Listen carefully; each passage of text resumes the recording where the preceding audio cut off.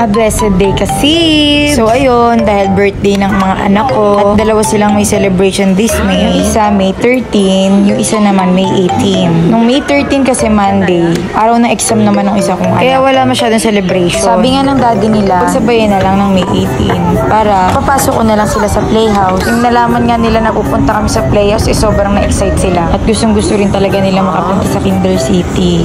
Kaya dito kami napadpad sa Vista Mall Dasma. Kaya pinuntahan namin. So, tingin ko bago pa lang po itong Vista Mall Dasma. Kasi wala pa masyadong mga stall. Tapos ang cute kasibs, may nakita kaming kiddie loo dito. Ayan, talagang perfect para sa mga bagets. Ultimo yung bowl, pambata, pang size talaga nila. Yung lavatory. Ayan, naghugas pa kunwari si Amara ng kamay niya. Wala lang, share ko lang kasi nakitan talaga ako. Siyempre, bago muna kami pumasok sa loob, pinaihi ko muna yung mga bata para dire-diretso yung paglalaro nila.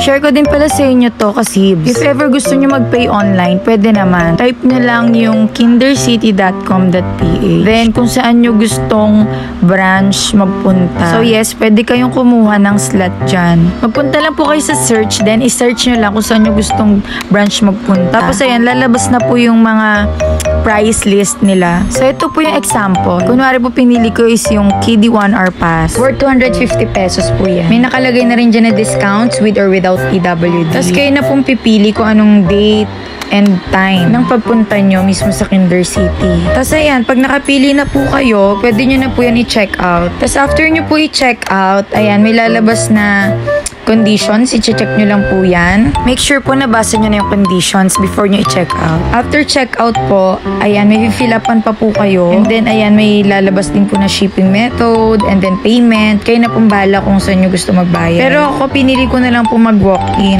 Open na rin naman sila for walk-in. Then, ito naman po yung mga playground rules, terms and conditions nila. Alam nyo kasi, ang isa sa nagustuhan ko dito sa Kinder City, meron po silang disinfection schedule. So, +5 for me. Kasi, diba, kung sino-sino rin po yung naglalaro sa playhouse. For the safety na rin po ng mga kids, hindi na po tayo mag-worry sa mga virus na yan. Kasi every after batch, nagdi-disinfect sila.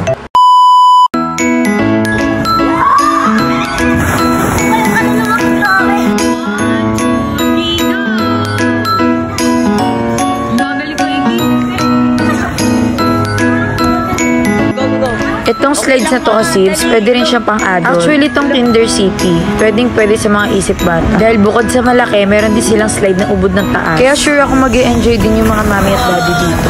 Depende din pala, dahil ako na-shokot ako sa mataas na slide, mga kasibs.